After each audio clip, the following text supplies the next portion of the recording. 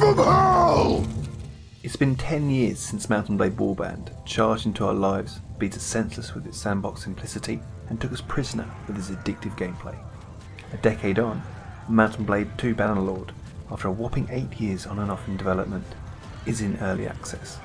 So, is it worth buying? Let's take a look. Bannerlord sticks to the tried and tested format that has served it so well through the series. Amass abandoned mercenaries, and off you go, serving and conquering the world of Calradia as you please. There's not much plot, presumably because it's a sandbox, and you set the rules. For the most part, Bannerlord is about fighting. When battle commences, regardless of the odds, the enemy is on you within a few moments, so tactics are limited to a pre-peppering with arrows for a glorious mass cavalry charge in most cases.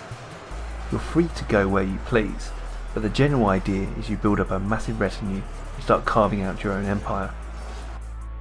Settlements serve as points to fight over, to trade with or to complete missions, but don't bother walking around them as you can't really interact with anything. Villagers might give you some tidbit like some trading information or state they don't like someone, but that's all they can really tell you.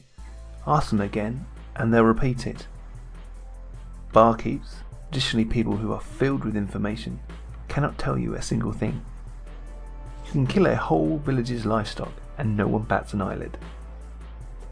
Regarding the missions, there's a handful of generated ones which you can do for money or to improve relations.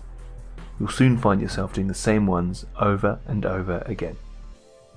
That's okay when you're playing an indie developer's rough and ready sandbox RPG in 2008, but to trot out the same concept 12 years later with so little progress is abysmal. This is Diablo 3 territory, a real step backwards for the series. Players sunk hundreds of hours into the original, and some fantastic mods kept them coming back for more. I can't see that happening here. Now, I know it's early access, and that the game won't be officially released for some months, but looking at what's planned, and to charge £40 for what is effectively a buggy revamp is scandalous.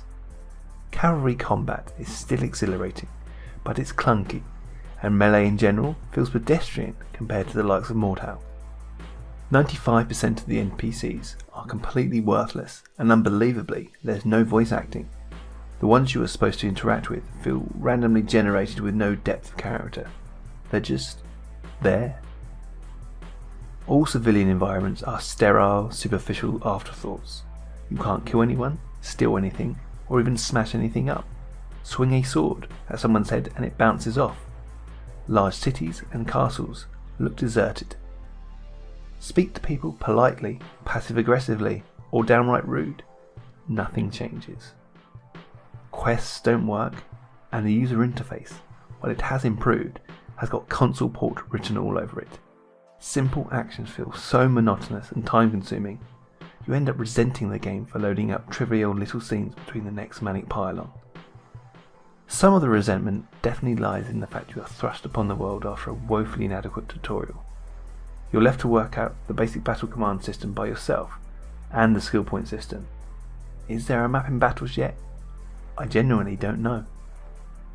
So what's good? Yes, the world is bigger, and there's larger battles, which are completely chaotic but great fun. There's a huge variety of weapons and mounts, which are now directly comparable to the weapon equipped. You can also forge your own items, and you can delegate jobs to your minions as you lord it over your realm. The graphics are also better, but I'm really struggling to find any positives which show a game that has evolved and innovated in the 10 years since the predecessor Warband came out.